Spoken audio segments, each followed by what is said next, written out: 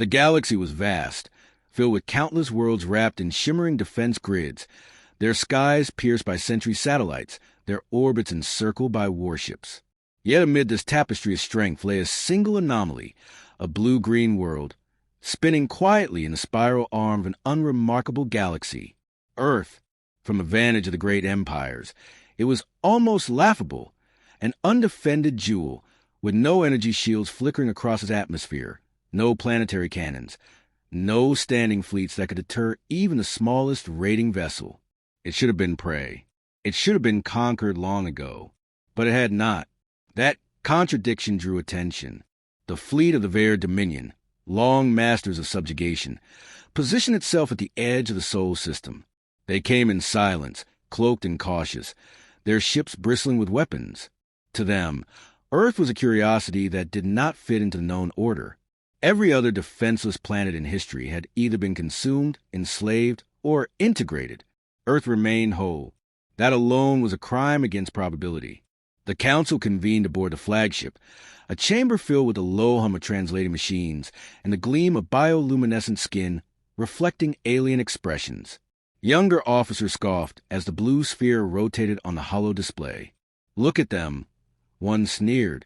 "Divided nations, obsolete weapons, tribal squabbles. They're still burning fuel in their atmosphere like primitives. A single war barge could flatten their defenses." The elder commanders were less amused. One leaned forward, his voice weighted by centuries of campaigns. "Do not mistake appearance for truth.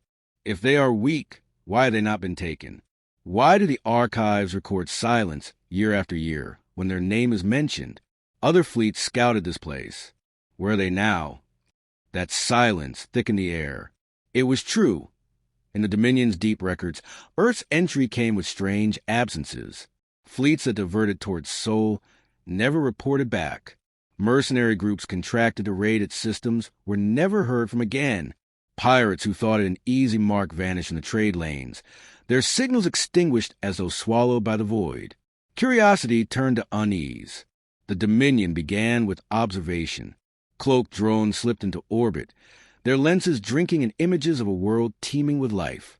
They saw cities rising like coral reefs of metal and glass, skies cut with aircraft, oceans plied by ships. Humanity looked unremarkable, soft-bodied bipeds with no claws, no exoskeletons, no natural weapons. They argued in their streets, cheered in their stadiums, and fought endless conflicts against themselves. It should have been the perfect target. Yet the drones kept returning fragments that unsettled their analysts. A child pulling another from a burning building. Workers laboring in storms with no thought of retreat. Soldiers trudging through frozen wastelands, surviving where no other sapient species would endure. Again and again, the data contradicted the easy conclusion of weakness. These beings were fragile, yes, but they were not brittle. They bent, they bled, but they did not break. The Council pressed further, searching the ancient archives. Old entries, corrupted by time and secrecy, hinted at contact long before the Dominion's rise. Records spoke of scout vessels whose last transmissions carried confusion, primitive weapons tearing holes in their ranks, strategies too erratic to predict. The humans lacked coordination, yet fought with a chaos that overwhelmed precise tactics. One account, half erased, mentioned an entire platoon of conquerors undone by farmers wielding tools and fire. The Dominion dismissed it as myth, yet the pattern persisted. Those who set foot on Earth never returned to boast of conquest. So they tested. Small probes were sent to crash in remote regions, disguised as falling meteors. The humans approached with curiosity rather than fear, dissecting the wreckage with crude tools. Yet within days, communities organized, barricades rose, whispers spread of unidentified craft, and militaries mobilized as though preparing for an unseen threat. The probes were not met with panic. They were met with planning. Other experiments followed. A staged accident near a shipping lane, with a disguised vessel sending false distress. Humans rushed to aid without hesitation, improvising solutions that should have been beyond their primitive means. They failed, succeeded, adapted, tried again, never once surrendering to despair. One officer, watching the recordings, murmured, "They act as if they expect the universe to break them, and have learned to live anyway." The Dominion's youth laughed, dismissing resilience as irrelevant against the firepower of starfleets. But their elders began to feel the stirring of old instincts, the kind that warned predators away from certain prey. Something was wrong here. The Admiral studied humanity's history. Wars fought with weapons that scarred continents, yet survivors rebuilt. Diseases that should have ended them, yet they endured. Disasters that shattered cities, yet they returned stronger. He read of battles where humans fought until ammunition ran dry, then fought with stones and fists, teeth and nails. He read of explorers who crossed oceans with nothing but wood and wind, of climbers who froze on mountains, yet carried on until their hearts stopped. "This is not weakness," he whispered in the council chamber, his voice low but carrying. "This is something else. These creatures endure the unendurable. They are not shielded because they do not need shielding. Their strength lies not in walls or weapons, but in the refusal to be destroyed." The words unsettled the chamber. Yet he continued, recounting fragments found in intercepted broadcasts, songs of survival, stories of gods of war, of heroes who triumphed by suffering more than their enemies could bear. Even in their myths, humans glorified resistance. It was not victory they worshipped, but persistence. To test again, the Dominion staged skirmishes in hidden corners. Small drones attacked isolated convoys. The response was chaos, civilians scattered, unarmed and exposed. Yet, within moments, they organized. Some ran to safety, but others stood their ground with nothing but improvised weapons. When soldiers arrived, they fought not with hesitation but with fury, coordinated without central command, adapting faster than the Dominion simulations could predict. The recordings left the council silent. It was not strategy in the traditional sense. It was something rawer, more primal. Humanity did not simply resist. They adapted mid-battle, like water flowing around obstacles, wearing down stone over centuries. The Admiral leaned back, his gaze fixed on the blue-green world. Perhaps the galaxy does not leave them untouched because they are unworthy. Perhaps it leaves them untouched because it remembers. Perhaps Earth is not defenseless at all. Perhaps Earth itself is a defense. Whispers spread through the chamber. Old commanders recalled rumors passed between empires, that those who engaged humanity vanished not because they were defeated in the moment, but because humanity consumed them over time, dragging them into wars without end, bleeding them dry with attrition, turning victory into ruin. The young officers bristled at superstition, eager to prove themselves. "We are the Dominion," they barked. "We have crushed empires older than their entire species. We will break these humans like all the rest." Through the dark stillness of interstellar space, the Dominion's fleet continued its vigil, haunted by unanswered questions. The more they observed, the deeper their unease grew, until simple observation was no longer enough. To understand why no one had ever conquered Earth, they turned their focus toward humanity's past. What they uncovered was not a history, but a litany of survival written in blood, fire, and ruin. They began with war, for war had always been the true measure of a people. Across the millennia of recorded human history, patterns emerged that defied logic.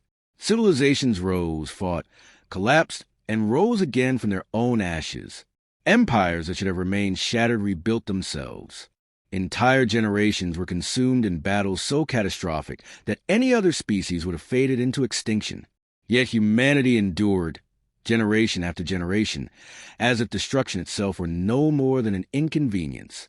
The chronicles stunned alien scholars. Wars where hundreds of thousands perished in single clashes, where millions fell to disease and famine, should have ended a species of such fragile bodies. Yet the humans rebuilt their cities upon the ruins, their societies refusing to surrender to despair. Even when their own weapons poisoned their skies and seared their lands, they returned to the scorched earth, tilling poisoned soil, planting seeds in the shadow of devastation. Where others would have seen only finality, humanity saw the beginning of the next struggle. It was not simply their survival that unsettled the Dominion, but their will to push forward into greater dangers. They discovered records of human explorers crossing oceans with no certainty of return, venturing into frozen wastes armed with nothing but determination, climbing peaks that promised only death at their summits. They sought the stars while still at war with themselves, not waiting for unity, not waiting for peace. It was as if humanity's nature demanded that they challenge impossibility itself, even if it killed them.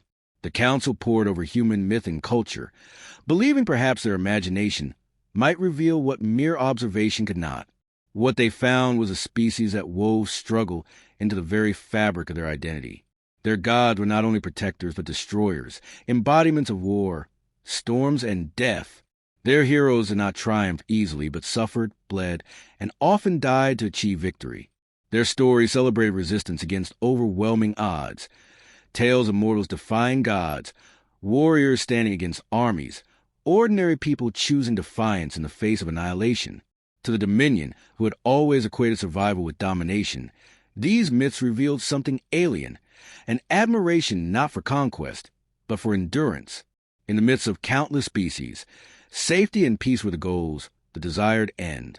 But in human myth, peace was fleeting, fragile, and the true measure of greatness came in how one faced inevitable hardship. Their literature, their music, even their humor, so often dark and biting, revealed a people who had already accepted suffering as their constant companion. And in that acceptance lay their hidden strength. Nothing could break them because they had already lived with brokenness. The Dominion then conducted an experiment more dangerous than observation. A lone human, stranded during a deep space exploration mission, was captured. The council expected fear, pleading, and compliance. What they received was unsettling laughter. The prisoner mocked their questions, mocked their threats, even mocked their weapons. When asked why he did not fear death, he replied with words that troubled every officer who heard them. Because death is nothing new to us. It stalks us from the day we are born. We learn to live beside it. You can kill me, but you cannot make me afraid. You cannot make me surrender. Even more disturbing was the warning he offered, spoken without bluster but with quiet certainty. You do not understand what you are toying with. We don't fight the way you think war should be fought. We don't need fleets or weapons to destroy you. All we need is time and the will to outlast you, and that we have an endless supply. The word spread to the Dominion's ranks, whispering corridors, repeated in fearful tones. Some dismissed it as bravado. Others could not ignore the conviction that radiated from a creature who should have been powerless. Scholars turned back to the archives, searching for evidence that might explain such confidence. They found records of species long vanished, civilizations that had once scouted Earth. In each case, the story ended in silence. No fleets returned, no spoils claimed, no victors boasting of conquest. Instead, fragments of testimony from refugees and intercepted communications painted a grim picture. Invaders who tried to enslave humanity soon found themselves embroiled in endless conflicts, bled dry by resistance that never ceased. No matter how many battles were won, the war dragged on. Small bands of humans, cut off from supplies, continued to fight for years, even generations. Guerrilla tactics, ambushes, sabotage. No peace was possible until the invaders themselves collapsed from exhaustion. One fragment told of an empire that enslaved thousands of humans, only to watch in horror as their labor camps became training grounds for rebellion. The humans used the very chains meant to bind them as weapons, turning their captors' arrogance into vulnerability. The rebellion spread, igniting war across entire star systems, and in time the empire disappeared from the galactic stage, its downfall accelerated by the species it thought weakest of all. The Dominion Council could no longer ignore the truth taking shape before them. Earth's lack of defenses was not an oversight. It was not neglect. It was bait, intentional or not. Invaders saw weakness, struck, or consumed by a war of attrition that only one side was built to endure. The humans did not need shields or planetary cannons. They were the weapon.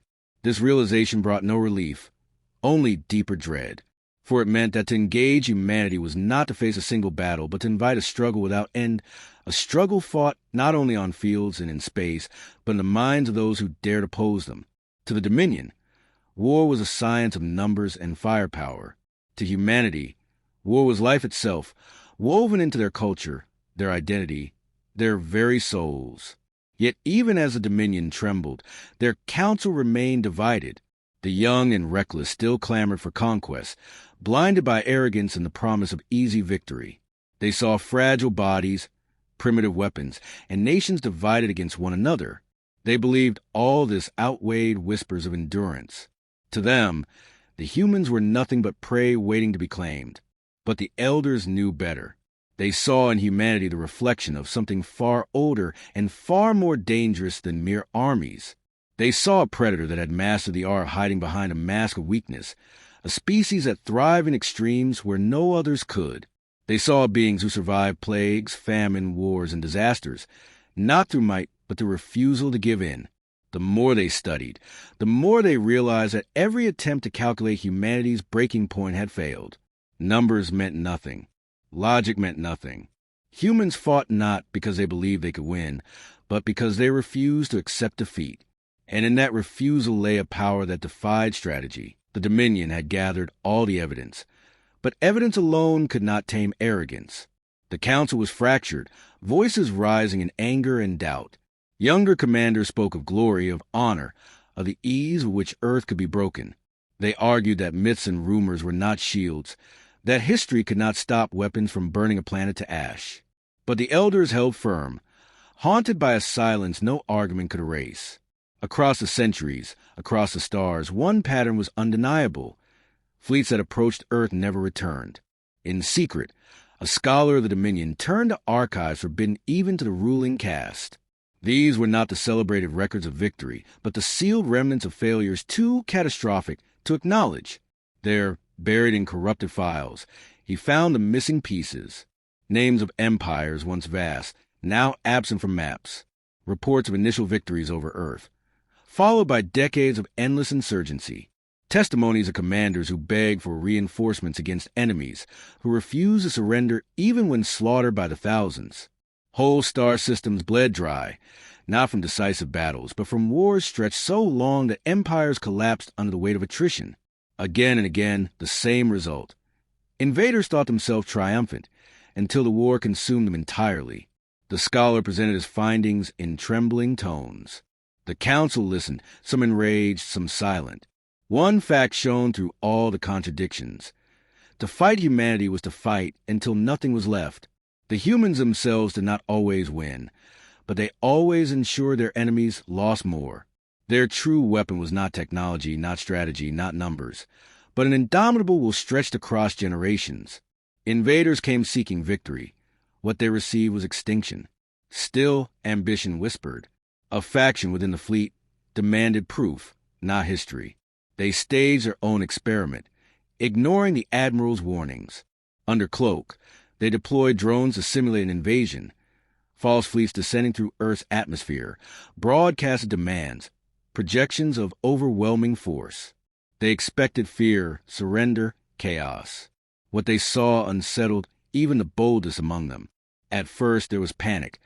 Ordinary people fleeing, governments confused. But within hours, communication lines flared alive. Military units mobilized not with despair, but with grim determination. Civilians formed volunteer groups, preparing shelters, gathering supplies, spreading information with a speed and efficiency the Dominion could not predict. Fear did not paralyze them. It galvanized them. Soldiers prepared not as though expecting to win, but as though resolved to fight regardless of outcome.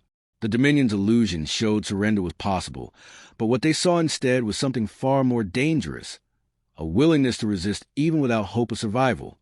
Families armed themselves with improvised weapons. Children learned evacuation drills in hours. Communities hardened. Leaders spoke not of submission, but of sacrifice. And then came the most unsettling part. The laughter, the calm, the strange human ability to meet annihilation with defiance in their eyes. The simulated invasion collapsed, not because the humans could repel it technologically, but because the Dominion officers observing it realized the truth. No matter how overwhelming the firepower, humanity would not stop. They would bleed their enemy with every moment of resistance, every act of sabotage. Every death turned into fuel for vengeance. Against such a species, conquest was not victory. It was suicide stretched across years. The council chamber grew cold with realization. The younger officers shouted in denial, calling it illusion, weakness disguised as madness. But the elders no longer doubted. They had seen it in the prisoners' laughter, in a fragment of forgotten history, in the humans' myth of gods who fell and rose again. To strike at Earth was not to face a battle, but to awaken a war without end. The scholar who had broken into the forbidden archive spoke again, his voice hoarse. He explained the final piece, the truth hidden for centuries. The galaxy remembered humanity. The silence surrounding Earth was not ignorance, but choice. Empires who once tried to conquer them had been erased, their names lost, their ruins scattered. Records had been buried because knowledge itself was dangerous. Too many ambitious leaders had seen Earth's apparent weakness and been tempted to strike, only to doom themselves. And so the survivors made a pact of silence. To mention Earth was to invite death. To approach Earth was to court extinction. Still the debate raged until paranoia took hold. Factions accused one another of recklessness, of weakness, of cowardice. Some demanded immediate withdrawal. Others still dreamed of conquest, and suspicion festered like infection. Within weeks, the mighty fleet began to fracture, its unity undone not by battle with humanity, but by fear of what such a battle would bring. Ships turned against one another. Skirmishes erupted among former allies, and in the shadows of Solar Dominion nearly destroyed itself before ever firing a weapon at Earth. The Admiral watched the chaos unfold, and at last spoke the words none wished to hear. Earth does not need fleets or shields. Earth is defended by humanity itself, by their refusal to yield, by their ability to turn every strike into fuel for resistance. They are the most dangerous kind of enemy, not because they are strong, but because they cannot be broken. Against them, no victory is final, and no defeat is accepted. They are weakness transformed into strength, fragility weaponized into endurance. The Council fell silent. They knew now why the galaxy left Earth untouched. Not out of mercy, not out of neglect, but out of fear. To attack Earth was to vanish from history, just as so many before had. To leave Earth alone was survival. The choice was simple, and it had already been made countless times across countless ages. And so the Dominion withdrew, its fleet retreating back into the darkness. Humanity remained unaware of how close annihilation had brushed against them, unaware of the silence their presence commanded across the stars. They went on with their lives, arguing, building, dreaming, destroying, creating, oblivious to the fear their nature had sown in empires far beyond their skies. The scholar who had uncovered the forbidden records left one final note in the archive before it was sealed again. His words carried across the Dominion, whispering fear and awe alike. Earth is not defended because Earth is a defense. The species called human cannot be conquered because they have already conquered despair itself. They do not fight for victory, but because surrender is impossible to them. That is why fleets vanish. That is why empires fall. That is why no one attacks Earth. And in the stillness of space, the blue planet spun quietly, fragile in appearance, indestructible in truth, the most defenseless and the most dangerous world of all.